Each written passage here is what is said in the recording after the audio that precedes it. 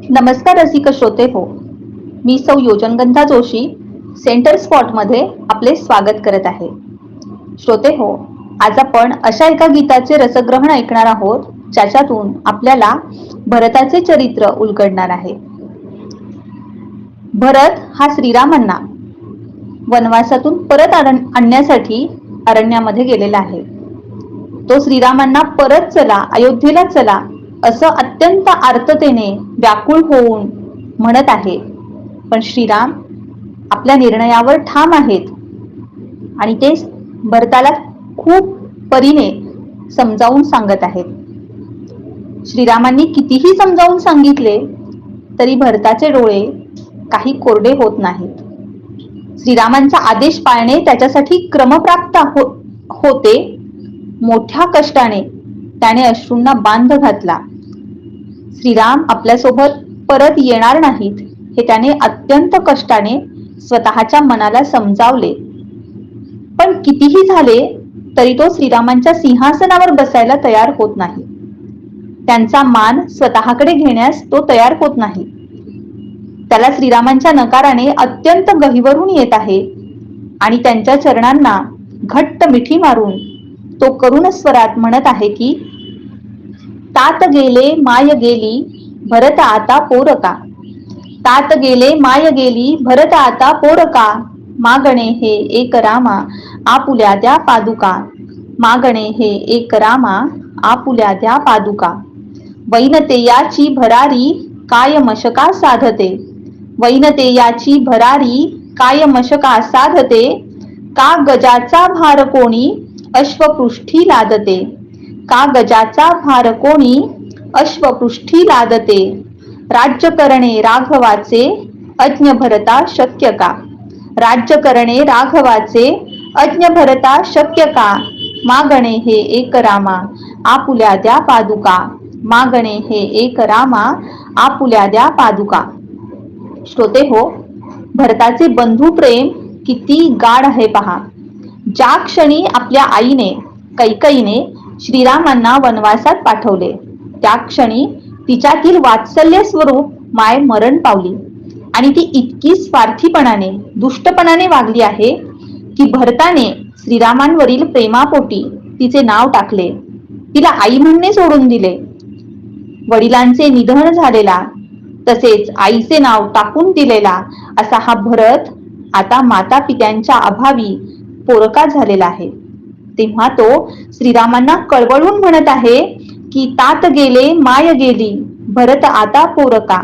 मागणे हे एक रामा आपुल्या द्या पादुका. श्रोते हो, भरत म्हणत आहे की माय गेली, तातही गेले.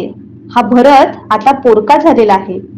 या पोरक्या भरताला केवळ तुमच्याच चरणांचा आश्रय आहे. तेव्हा तुम्ही सोबत नसताना तुमच्या चरण स्पर्शाने पावन झालेल्या या पादुका तरी मला द्या. हे राघवा, अयोध्येच्या सिंहासनावर तुमचा अधिकार आहे. तुम्ही तो मला देत आहात. पण तुम्ही कुठे आणि मी कुठे. तुमची भरारी, तुमचे कर्तृत्व, तुमचे श्रेष्ठत्व हे गरुडा समान आहे. त्या गरुडाची, त्या वैनतेयाची भरारी माझ्यासारख्या छोट्या चिलटाला शक्य आहे का. नाही ना. किंवा हत्ती इतका बलवान असतो त्याचा भार कोणी घोड्याच्या पाठीवर लागतो का. नाही ना. मग अयोध्येची सत्ता सांभाळण्याचे, ते शिवधनुष्य पेलण्याचे काम तुमच्यासारख्या सामर्थ्यवानाला शोभते. मला अयोध्येची सत्ता देणे म्हणजे गजाचा भार अश्वपृष्ठी लादल्याप्रमाणे आहे. तुम्ही इतके विद्वान आहात, सामर्थ्यवान आहात, श्रेष्ठ आहात. अयोध्येची सत्ता ही फक्त तुमच्याच हाती शोभून दिसेल. तुम्हालाच ते शक्य आहे. तुमच्या पुढे मी एक अज्ञानी बालक आहे. तेव्हा हे राज्य, ही गादी त्या अज्ञ भरताला सांभाळणे शक्य नाही असे भरत गहिवरून श्रीरामांना म्हणत आहे. श्रोते हो, भरताचे श्रीरामांवरील जे उत्कट प्रेम आहे ते शब्दात बांधणे शक्य नाही. वैनतेयाची भरारी काय मशका साधते असे तो म्हणतो कारण श्रीरामांचे श्रेष्ठत्व तो मनोमन जाणून आहे. सूर्यासमोर काजव्याचे महत्व ते काय असणार असे त्याला वाटते आणि म्हणूनच अयोध्येची सत्ता श्रीराम त्याला देत असूनही तो ती नाकारत आहे. तो स्वतःला श्रीरामांसमोर अज्ञानी बालक समजत आहे आणि पुढे म्हणत आहे की वंशरीती हेच सांगे थोर तो सिंहासनी. वंशरीती हेच सांगे थोर तो सिंहासनी. सानतो सिंहासनी का ज्येष्ठ ऐसा काननी. सानतो सिंहासनी का ज्येष्ठ ऐसा काननी. दान देता राज्य कैसे या पदांच्या सेवका. दान देता राज्य कैसे या पदांच्या सेवका. मागणे हे एक रामा आपुल्या द्या पादुका. मागणे हे एक रामा आपुल्या द्या पादुका. पूर्वीच्या काळी वंश परंपरेने ज्येष्ठ पुत्रालाच वडिलांच्या नंतर राजा बनवण्याचा अधिकार होता. त्यालाच राज्यगादी मिळत असे. ज्येष्ठ बंधू असताना कनिष्ठ बंधूला तो अधिकार नव्हता. तेव्हा भरतही हेच म्हणतो की आपल्या वंश परंपरांमध्ये ज्येष्ठ बंधूला राज्यगादीचा अधिकार आहे. असे असताना जर तो तुमचा मान आहे तर तो मान मी स्वतःकडे कसा घेऊ. तुम्ही राजसिंहासन सोडून स्वतःचा अधिकार सोडून माझ्यासाठी वनात आला आहात, वनवासात आला आहात आणि मी सत्ताधीश होऊन राज्य संपदेचा उपभोग घेणे हे काही माझ्या मनाला पटत नाही. मी तुमच्या चरणांचा दास आहे. तुमची सेवा करणे, तुमच्या सेवेत लीन राहणे हेच माझे काम आहे. असे असताना तुम्ही मला या पदांच्या सेवकाला, तुमच्या या दासाला हे राज्य कसे काय दान देत आहात, असे भरत श्रीरामांना म्हणत आहे. श्रोते हो, किती धर्मपरायणता, नीतिमत्ता आणि सत्सत विवेक बुद्धी त्यावेळी जागृत होती पहा, की जे आपले नाही ते आपलेच आहे असे न मानता मोह टाळायचा. ही गोष्ट दिसताना वरून सोपी वाटते, पण आचरणात आणताना तितकीच कठीण आहे. या कलियुगात तर माझे ते माझे आणि तुझे ते पण माझेच या विकृत मानसिकतेतून कितीतरी अनिष्ट गोष्टी आजूबाजूला घडतात. पण श्रीरामांचे हे चरित्र जर आपण अभ्यासले, त्याचा सखोल विचार केला आणि ते थोडे जरी आचरणात आणण्याचा प्रयत्न केला तरी माणसा माणसात प्रेमाचे, जिव्हाळ्याचे संबंध तयार होतील. श्रोते हो, वंश परंपरेने श्रीरामांनाच राज्याभिषेक होणे खरे अपेक्षित आहे, कारण ते रघुवंशाचे ज्येष्ठ पुत्र आहेत. महाराज दशरथांनंतर राज्यकारभाराची धुरा ही त्यांच्याकडेच येते. पण कैकेयीच्या कपटी स्वभावामुळे श्रीराम वनवासात आहेत, तर भरताला राज्याभिषेक व्हावा अशी तिची इच्छा आहे. पण भरत मात्र श्रीरामांचा हा अधिकार आपल्याकडे घेण्यास तयार नाही. तो म्हणतो की मी तुमच्या समोर बालक आहे, तुमच्या चरणांचा दास आहे. असे असताना तुम्ही तुमचे राज्य मला दान कसे देता, असे तो विचारतो आणि पुढे म्हणतो की घेतला मी वेश मुनीचा सोडताना देश तो. घेतला मी वेश मुनीचा सोडताना देश तो. कैकेयीसा घेऊ माथी का प्रजेचा रोष तो. कैकेयीसा घेऊ माथी का प्रजेचा रोष तो. काय आज्ञा आगळी ही तुम्हीच देता बालका. काय आज्ञा आगळी ही तुम्हीच देता बालका. मागणे हे एक रामा आपुल्या द्या पादुका. मागणे हे एक रामा आपुल्या द्या पादुका. श्रोते हो, श्रीरामांना वनवासामधून परत आणायला गेलेल्या भरतानेही तापसी वेश धारण केला. त्यानेही राजवस्त्रे, राजभूषणे उतरवून ठेवली आणि वल्कले धारण करून तो श्रीरामांकडे गेलेला आहे. श्रीराम परत येण्यासाठी नकार देतात तेव्हा तो अत्यंत दुःखी झालेला आहे. तो म्हणतो की कैकेयीच्या दुष्टपणामुळे तुम्हाला वनवास भोगावा लागत आहे आणि तिने हे माझ्यासाठी घडवून आणले. पण हे राघवा, तिचे हे वागणे, तिची ही इच्छा मला मुळीच मान्य नाही. मी अयोध्या सोडताना तापसाचा वेश धारण केला. आता पुढील 14 वर्षे मी असाच तापसी वेशातच राहणार, कारण तुमच्या चरणांचा सेवक असणारा मी तुमचे राज्य कसे सांभाळू. शिवाय कैकेयीसाठी मी प्रजेचा रोष का ओढवून घेऊ. मी जर राज्य स्वीकारले तर कैकेयी इतकेच लोक मला दोष देतील, माझ्याकडे बोट दाखवतील. त्यामुळे मी राजगादीवर बसणार नाही. या राजसंपदेचा उपभोग मी घेणार नाही. राजसिंहासनावर बसण्याचा, अयोध्येची सत्ता सांभाळण्याचा मान तुमचा आहे. त्यामुळे तो स्वीकारण्याची आगळी वेगळी आज्ञा तुम्ही मला देऊ नकात. मी तुमच्या समोर अत्यंत लहान आहे, मला हे जमणार नाही, असे भरत श्रीरामांना कळवळून म्हणत आहे. श्रोते हो, ज्या कैकईने भरतासाठी रामांना वनवास घडवून आणला, त्या कैकईसाठी राजसिंहासन स्वीकारून अयोध्येच्या प्रजेचा रोष ओढवून घेण्यास भरत मुळीच तयार नाही. त्याने श्रीरामांना वनवासातून आणायला जाताना धारण केलेला मुनींचा वेश तो 14 वर्षांसाठी तसाच परिधान करणार आहे. त्याच वेशामध्ये तो 14 वर्षे राहणार आहे. किती अगाध बंधुप्रेम आहे पहा. श्रीराम त्याला मोठ्या मनाने अयोध्येची सत्ता देत आहेत, पण तीही तो नाकारत आहे आणि पुढे म्हणत आहे की पादुकाया स्थापितोमी दशरथांच्या आसनी, पादुकाया स्थापितोमी दशरथांच्या आसनी, याच देवी राज्यकर्त्या कोसलांच्या शासनी, याच देवी राज्यकर्त्या कोसलांच्या शासनी, चरणचिन्हे पूजुनीही साधितोमी सार्थका, चरणचिन्हे पूजुनी मी साधितोमी सार्थका, मागणे हे एक रामा आपुल्या द्या पादुका, मागणे हे एक रामा आपुल्या द्या पादुका. श्रोते हो, भरत श्रीरामांना पादुका कशासाठी मागत आहे? तर जे सिंहासन श्रीरामांचे आहे, त्या सिंहासनावर श्रीराम नाहीत तर त्यांच्या पादुका तो स्थापन करणार आहे. तो म्हणतो की हे राघवा, तुम्ही माझ्यासोबत परत येणार नाहीत तर तुमच्या चरणधुळीने पावन झालेल्या या पादुका मी डोक्यावरून मिरवत नेतो आणि याच पादुकांना राज्याभिषेक करून महाराज दशरथांच्या आसनी स्थापन करतो. तुमच्या अपरोक्ष माता कौसल्या मला जशी आज्ञा देईल त्याप्रमाणे मी तुमचा प्रतिनिधी होऊन राज्यकारभार पाहीन.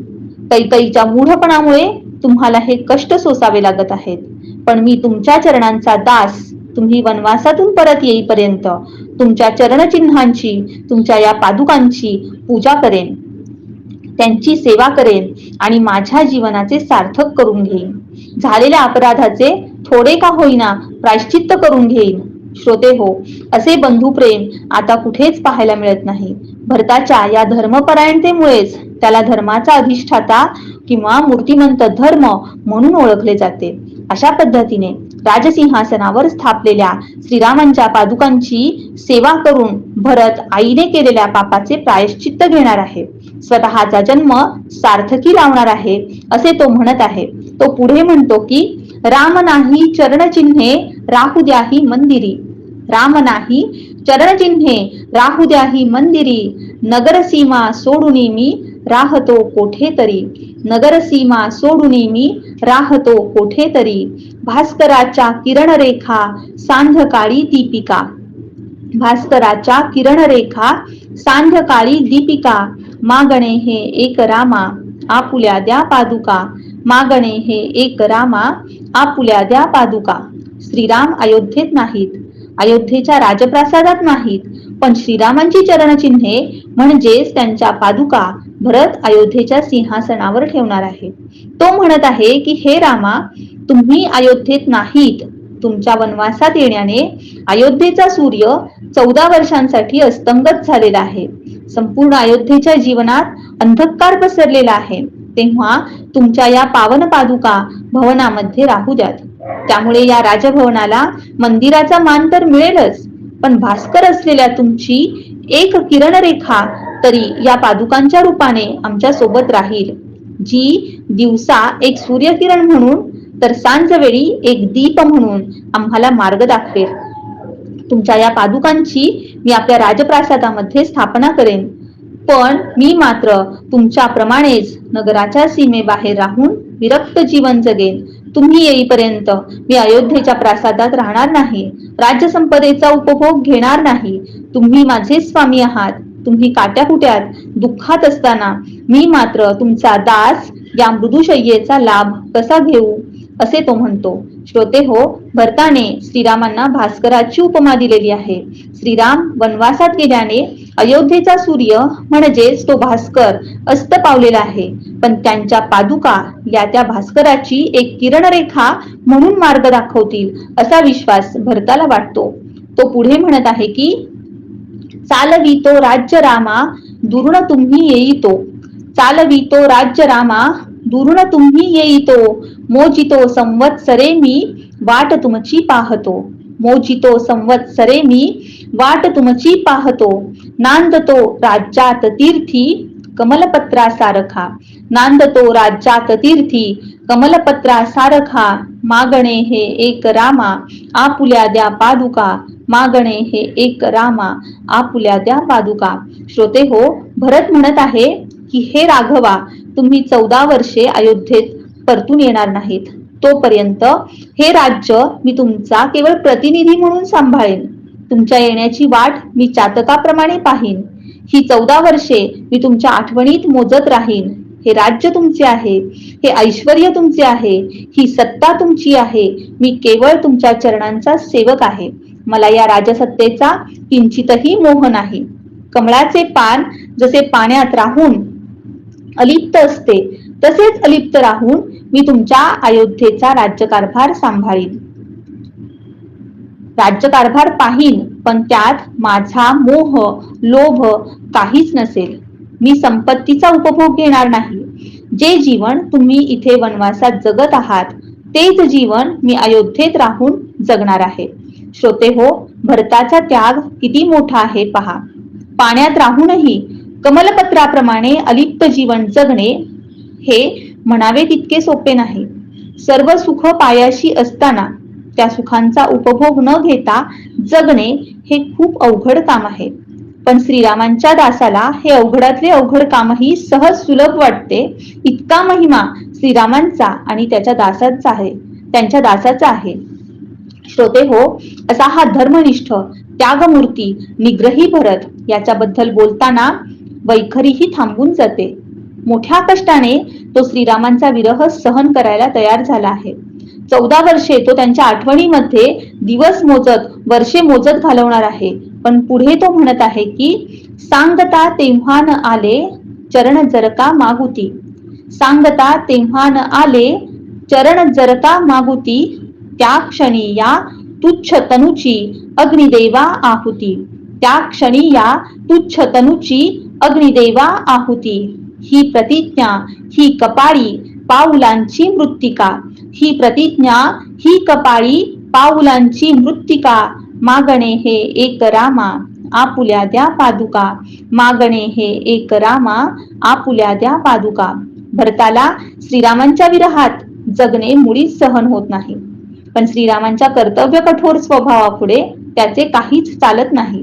मोठ्या कष्टाने त्याने 14 वर्षांचा हा विरह स्वीकारला आहे. पण तो म्हणतो की हे श्रीरामा, 14 वर्षे ज्या दिवशी पूर्ण होतील त्याच दिवशी सूर्यास्तापर्यंत जर तुम्ही अयोध्येत परतून आला नाहीत, तर मी त्या क्षणी तुमच्या विरहाने व्यथित होऊन अग्नीमध्ये प्रवेश करीन. तुमच्या विरहात जळणाऱ्या या तुच्छ देहाची अग्निदेवाला आहुती देईन. आणि ही माझी प्रतिज्ञा आहे. तुमच्या चरणांचा पावन स्पर्श झालेली मृत्तिका मी माझ्या कपाळी लेऊन ही प्रतिज्ञा करत आहे, असे भरत श्रीरामांना निक्षून सांगत आहे. श्रोते हो, काय बोलावे भरताच्या या विलक्षण त्यागावर, असा प्रश्न खरंच पडतो. कारण श्रीरामांवरील अनन्यसाधारण प्रेमापुढे तो सर्वसंग परित्याग करायला तयार आहे. शिवाय श्रीरामांना येण्यास थोडा जरी विलंब झाला तरी देहत्याग करण्याची प्रतिज्ञा तो करत आहे. खरंच किती विलक्षण बंधुप्रेम आहे, ज्याची तुलना कशाशीच होऊ शकत नाही. श्रीराम समर्थ. जय जय रघुवीर समर्थ.